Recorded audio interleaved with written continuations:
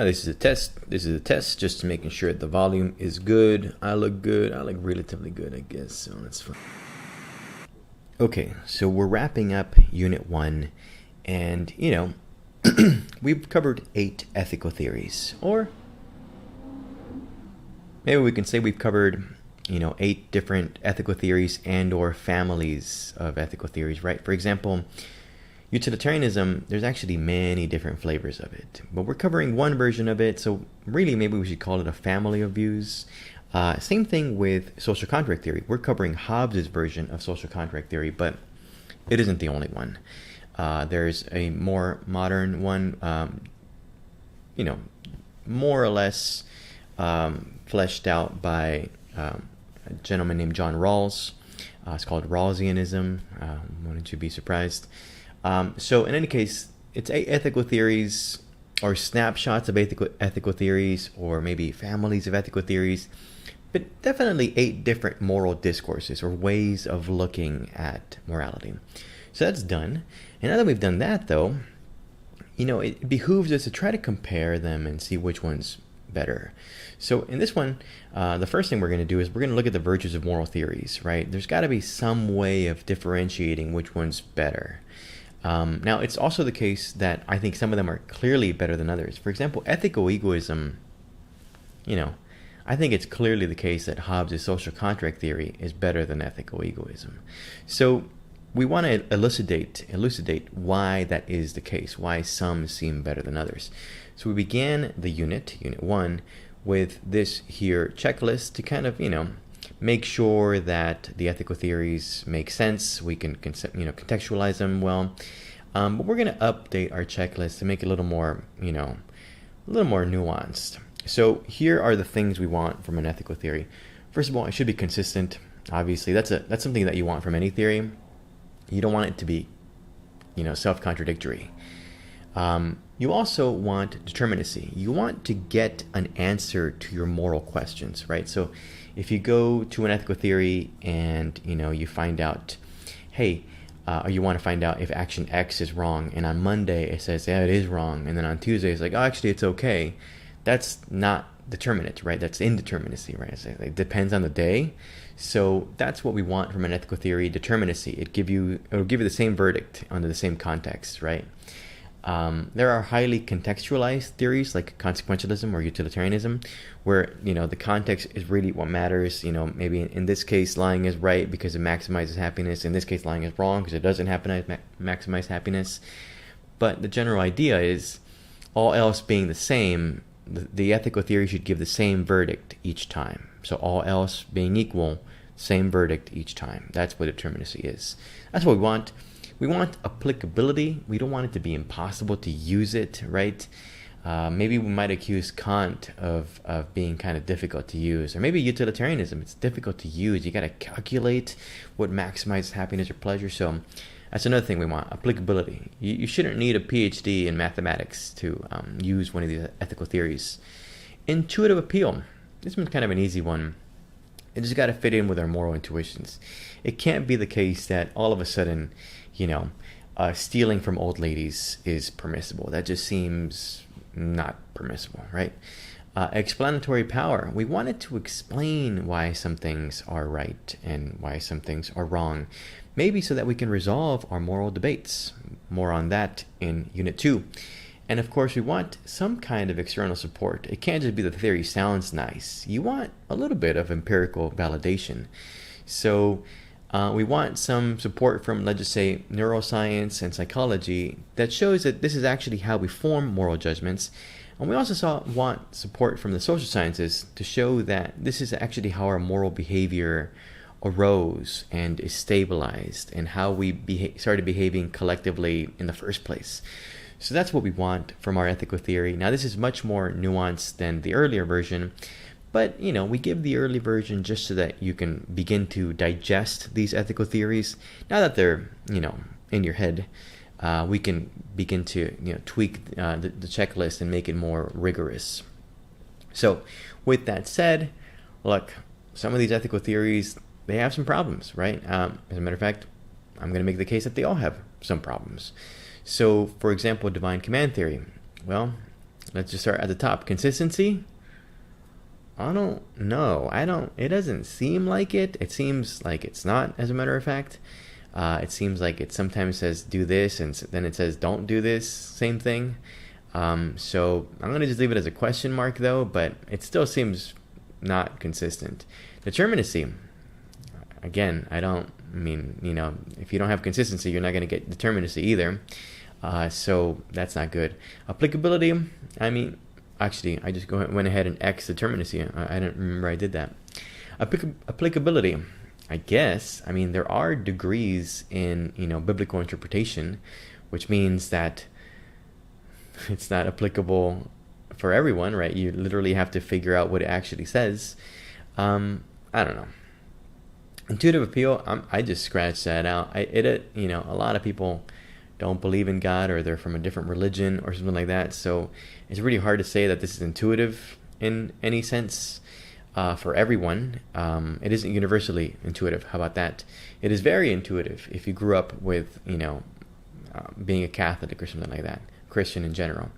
But it's not intuitive if you grew up being a Buddhist or maybe a Muslim or something. Maybe a Muslim in a different sense. But okay. Explanatory power. Well, no. If you explain why something is wrong in terms of a supernatural being, you're not really explaining much of anything, right? Because we don't understand supernatural beings. It's a little bit like if you go to the mechanic and the mechanic says, your engine has ghosts in it. You'd get a different mechanic. That's not an explanation. A supernatural explanation is not an explanation. It doesn't really cohere with what we think of as explanations. So explaining moral behavior in terms of supernatural beings like God, not sure that it's explaining anything. So, okay, that's a common objection, by the way. And external support. Well, actually, we're going to look at the mind sciences later on, and it might have something to say for us, but we've already seen some external support from the social sciences for divine command theory. If you recall this slide, probably in the food for thought in the divine command theory lesson, it looks like religious priming, right? If you get someone to have religious thoughts, even if they're unconscious, prior to some test of moral fortitude, it looks like they do behave better. They cheat less. They are more generous and cooperative. They even punish people that aren't cooperative, right? So it does seem like religious priming, religious thoughts do lead to better behavior, if we want to call those things not cheating, being more generous, good, which I think most of us do. Maybe the ethical egoists watching say no, but there's not that many of you, so whatever. Okay, so we do have some support for divine command theory there. Let's talk about something else. Let's talk about the ontologies of a theory. So that just means the things that the theory postulates, right? And whether they might be inconsistent and render the whole thing self-defeating. It might be the things, the aspects of the theory make the theory collapse. Watch, I'll show you. So here's one. Let's remember this. It is a widely held view that free will is required for moral responsibility. Maybe not remember, but you should think about that. It seems pretty clear, right, that if someone is, let's just say, under mind control, let's just say I take my friend Josh Casper and I remote control him somehow. I don't know how I did it, but I do it to make him rob a bank. You don't want to hold him morally responsible, do you? It seems like I'm the one that's morally responsible. So it seems like free will is required for moral responsibility. Having said that, let me read this. After all, if one could not have done other than as they did, then it seems inappropriate to hold them morally responsible for that action, right? So maybe it doesn't help to think about, what could have been if there is no possibility that it could have been otherwise. So in other words, it just really seems like if you were determined to do a thing, it's really hard to hold you morally responsible to that. And I don't mean determined in like mentally, motivationally determined, I want to do this. I mean determined like you had no choice, right? Determined by the laws of nature, for example. it just really seems hard to blame someone for something that they couldn't have not done. It was a rather roundabout way of saying it, but that's what we mean here. So, let's recall some terms here. Psychological egoism, the view that all actions are done out of self-interest. Hedonism, the view that the only intrinsic good is pleasure. Let's combine them. Psychological hedonism, the view that pleasure and the diminution of pain is the only aim of human activity. Now, this is sort of intuitive to a lot of people, a lot of training, a lot of habit formation comes by working on your reward system, right? So that is pain and pleasure, essentially. Whenever you do something that is in line with the habit you want to develop, you give yourself pleasure so that you're kind of hardwiring that, So this is a very intuitive view. But if you think about it, when it intersects with the moral sphere, it looks a little funky. It looks like maybe it doesn't jive with our intuitions. Okay. If all of our actions are done out of self-interest, then we are not free to do otherwise. In other words, we can't act selflessly. So if all you can do is act out of self-interest, that's all you can do. Similarly, if all of our actions are done in the pursuit of pleasure, like a hedonist, then again, we are unfree to do otherwise. What does this mean? Well, social contract theory is compatible with both psychological egoism, the first thing, and psychological hedonism, the second thing, right? As such, it may be incompatible with the notion of moral responsibility. We were just talking about how it seems like you need free will to, be held responsible for things. But if all we do is act out of self-interest, that doesn't seem like free will. All you can do is do whatever maximizes your self-interest. There's no options there. Or if all you do is pursue pleasure, then all you can do is maximize pleasure. That's not an option either. So if those theories are true, and social contract theory, by the way, assumes both of them, or argues for both of them, then now it begins to look like it doesn't really jive with our common sense intuition of free will. Does that mean it doesn't jive with our common sense intuition of moral responsibility? Yeah. Does this refute the theory? I don't know. That depends. Maybe our common sense notion of moral responsibility is complete nonsense. It seems true though, so this is something to think about. That's not the only one, by the way. Of course, ethical egoism is compatible with both egoism and psychological hedonism. So, obviously, there's a problem here. Hence, this view might also be incompatible with the notion of moral responsibility. Doesn't end there. Divine command theory also has this problem. This is because some find God's omniscience incompatible with human free will. If God knows everything that you're going to do, then that includes your choices. Hence, your choices are predestined, not free, right? So if for God, literally your life is a book that they just read, they don't have to wait for you to, decide what to do on page 40. He can go to page 80 and just say, that's what he's going to do. And that's what happened, right? So it seems like if God knows everything already, there is actually no genuine choices going on here. So that doesn't look good for free will. That means it doesn't look good for moral responsibility. That means divine command theory, this is paradoxical, right? Because if you don't do the right things, you're supposed to be punished for them. But it almost doesn't make sense to be punished because you couldn't have done otherwise, because your life's already set in a sense. God already knows everything that's going to happen. Why make you go through life? Why not just send you directly to hell? Or heaven. I don't know where you're going to go, obviously. So that's the idea here. There are some problems with, the internal coherence of these views. Now, these are all problems of consistency. We're adding an element that we really haven't talked about before, free will. So let's go into a sidebar here. I enjoy these sidebars. I actually just really like this graphic. But do we have free will? I'm going to plug here my 101 course. Look, the truth is I can't really get into it here. Some people say you don't. Some people say you do and define it one way. Other people say you do and define it another way. And those are the three camps, and they fight a lot. What you should do, if you're really interested, is check out the lessons that I'm putting there on the website. You can check those out. You can take my 101 course. We spend a couple of days on this, and it kind of just keeps coming up too. So this is a whole question onto itself. I really can't cover it here, but I just want you to know it's a thing, right? It's an issue. So maybe you can, if you want, you can check that out on your own. Here's what we'll do right now. Oh, by the way, the Roborat, this will only make sense if you actually take my class, but Roborats are involved in my class. Okay.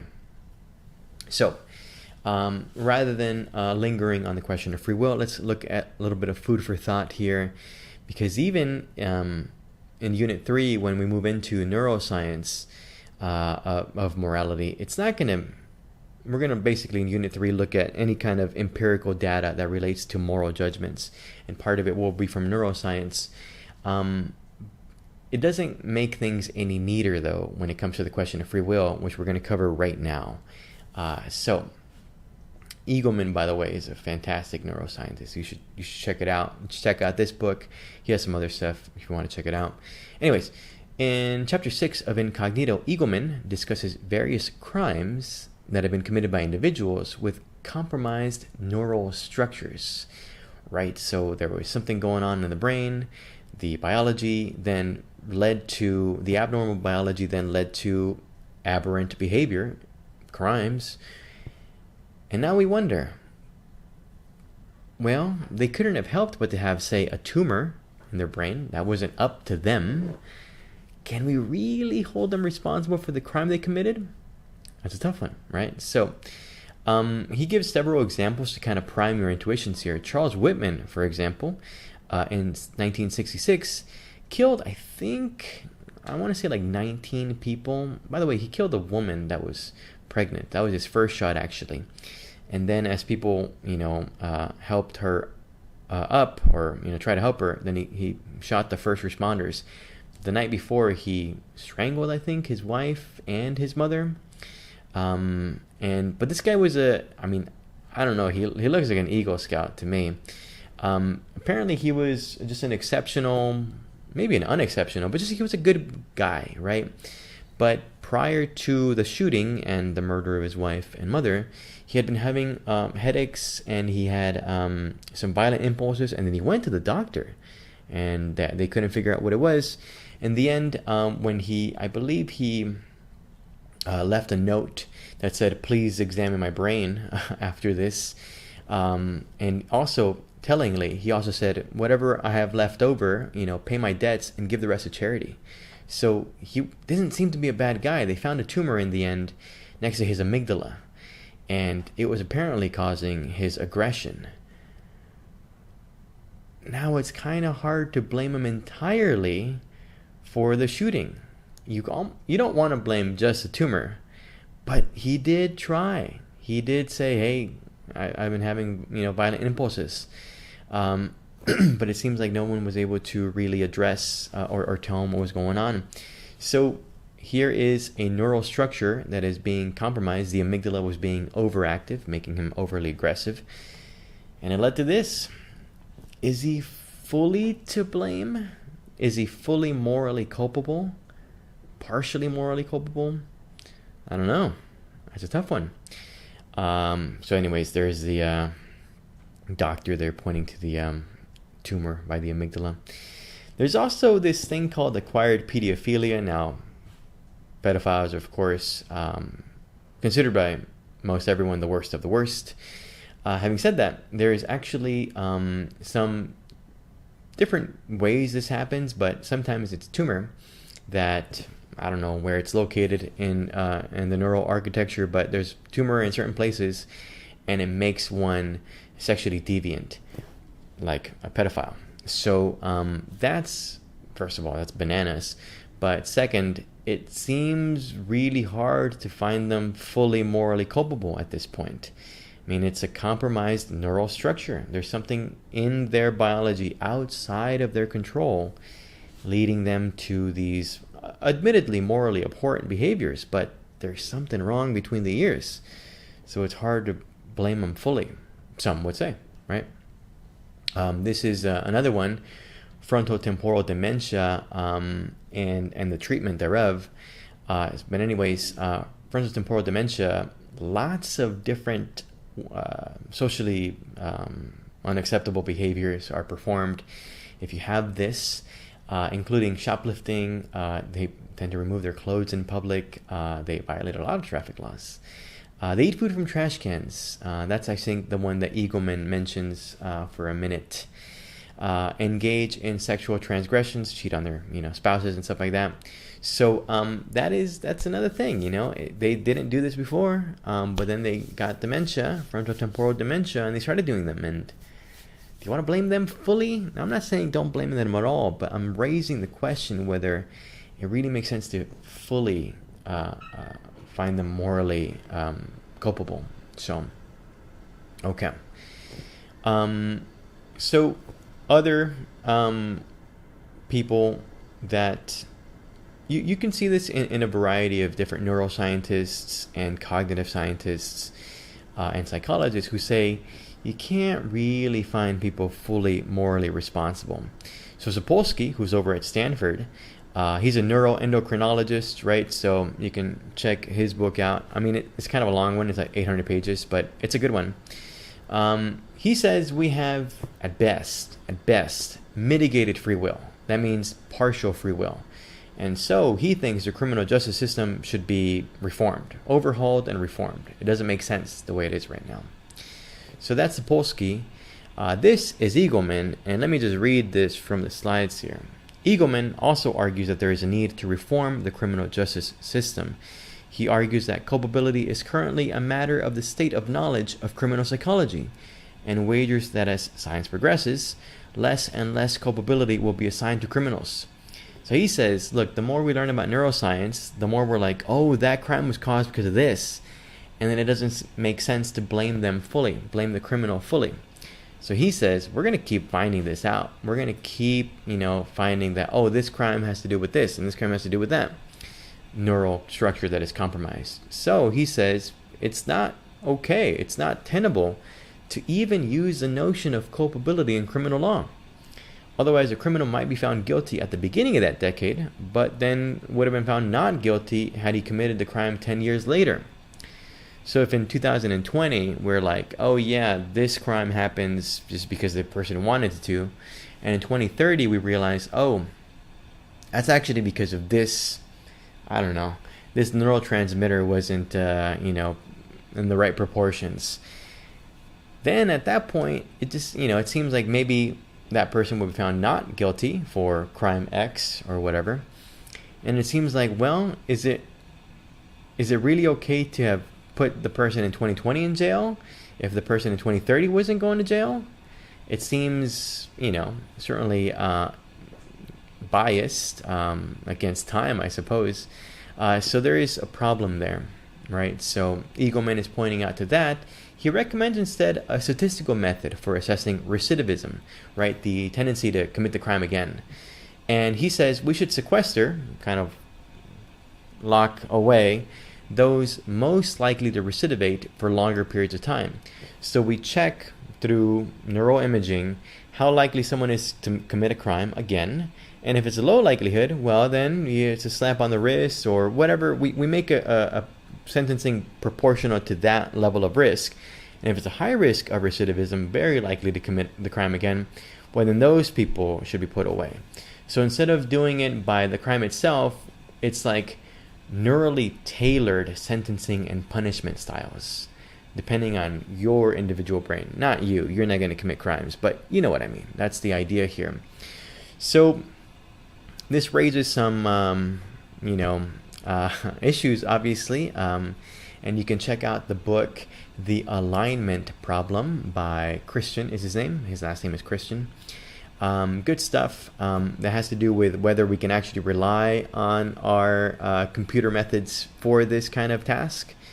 In any case, that is what Eagleman suggests. Let me close off here.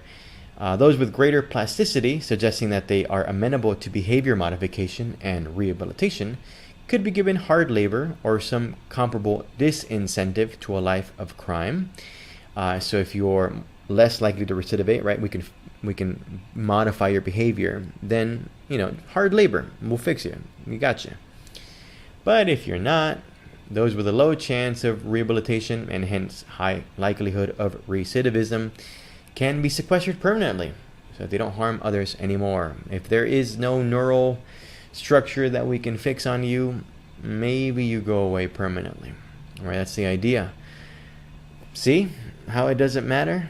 The mind sciences, when it comes to the question of free will, the mind sciences actually just make things even more complicated. It's not entirely clear what we should do. Yeah.